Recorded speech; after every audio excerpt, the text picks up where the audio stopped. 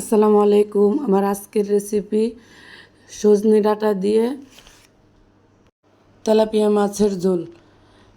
প্রথমে চুলায় একটা কড়াই বসাইয়া তার ভিতরে তেল দিয়ে মাছগুলা সুন্দর করে ভাজে নেব। আমি এই মাছটা 10 মিনিট আগে লবণ আর হলুদ মাখাইয়া রেখে দিয়েছিলাম।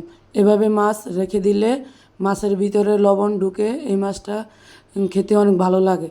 এই যে আমার মাছটা ভাজা হয়ে গেছে, এখন এই পর্যায়ে আমি মাছটাকে উঠাইয়ে নিতেছি। ওই কড়াইতে আমি আবার পেঁয়াজ আর কিছু কাঁচামরিচ দিয়ে সুন্দর করে লাড়াচাড়া করে সুন্দর করে ভাজা করে নিব। এই পর্যায়ে আমি বেশি লাল লাল করব না, হালকাভাবে শুধু গন্ধটা যাতে কাঁচা গন্ধটা চলে যায়। এই পর্যায়ে আমি কিছু রসুন আর আদা পেস্ট দিয়ে দিছি অল্প একটু জল দিয়ে।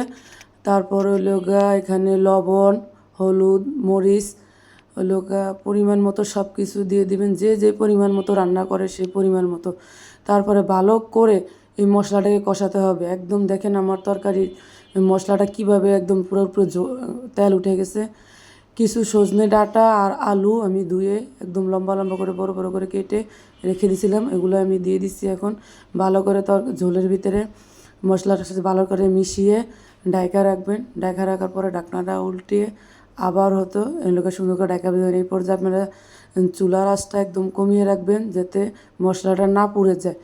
এই যে দেখেন আমার মশলাটা একদম পুরা মাখা মাখা হয়ে গেছে, একদম পুরো শুকিয়ে গেছে আমার মশলাটা, দেখেন কত সুন্দরভাবে। এই পর্যায়ে আমি আবার পানি অ্যাড করে দিছি। যে যেই পরিমাণ ঝোল রাখবেন সেই পরিমাণ পানি অ্যাড করবেন। এখানে আমি বড় সাইজের একটা টমেটো কাইটা দিয়ে দিছি। এই যে দিয়ে একটু আবার লাড়াচাড়া কইরা তারপর আবার ঢাকা দিছি। ঢাকনা উল্টায় যখন ঝোলটা আমার ভালো করে ফুটছে তখন আমি এই পর্যায়ে মাছগুলো দিয়ে দিছি।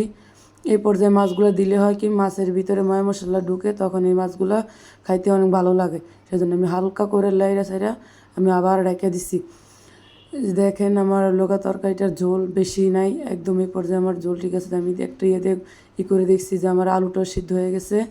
আপনাদেরকেও দেখাই দিতেছি, দেখেন আলুটা একদম সিদ্ধ হয়ে গেছে। এই পর্যায়ে আমার আর ঝোল বেশি নাই তরকারিতে, আমি এরকমই ঝোল রাখবো। এখানে আমি 3টা কাঁচামরিচ মাঝখান দিয়ে ভাইঙ্গা তরকারিতে দিয়ে দিছি। এই পর্যায়ে আমি অনেকগুলো ধনেপাতা উপরে দিয়ে অ্যাড করে দিচ্ছি। এই যে দেখেন হালকা করে ধনেপাতাগুলো আমি ছিটিয়ে দিচ্ছি। এই যে দেখেন আমার তরকারি রান্না পুরোপুরি হয়ে গেছে। চুলার আঁচটা আমি বন্ধ করে দিছি।